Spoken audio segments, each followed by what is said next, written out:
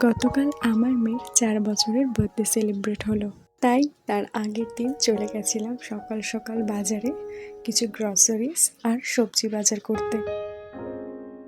একটা গ্রসারির দোকান থেকে নিয়েছিলাম আমাদের প্রয়োজন মতন কিছু জিনিস।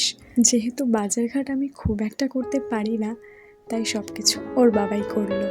এবং সবশেষে মেয়ের জন্মদিনের জন্য কিছু ফুলমালা নিয়ে আসা হলো পুজো দেওয়ার জন্য। সেদিন বিকেলে মা এসেছিল আমাকে হেল্প করবে বলে।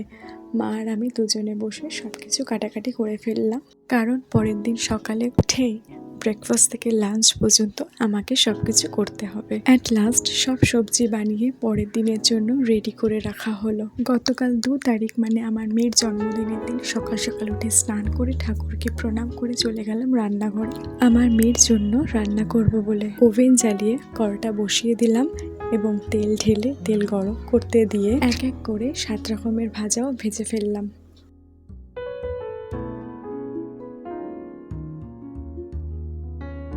এরই মাঝে ঝটপট করে ব্রেকফাস্টটাও রেডি হয়ে গেল। ভাজাভুজির সাথে তরি তরকারিও কমপ্লিট করে ফেললাম।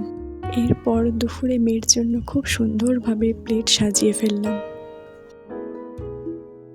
মেয়েকে বসালাম, সবাই ওকে আশীর্বাদ করবে বলে। প্রথমে ওর দাদান আশীর্বাদ করলো, তারপরে ওর ঠাম্মি আশীর্বাদ করলো, তারপরে ওর দাদু, ওর বাবা, ওর জেম্মা, ওর দাদাও ওকে আশীর্বাদ করে খুব সুন্দর একটা গিফট দিয়েছে। ওর মামাও আশীর্বাদ করেছে এবং সবশেষে আশীর্বাদ করে আমি ওকে খাইয়ে দিয়েছি। লাঞ্চের প্রিপারেশন শেষ হয়ে যাওয়ার পরে বেলুন ফুলিয়ে ডেকোরেশনের কাজ শুরু হলো। ডেকোরেশনের কাজটা ওর বাবাই করেছিল।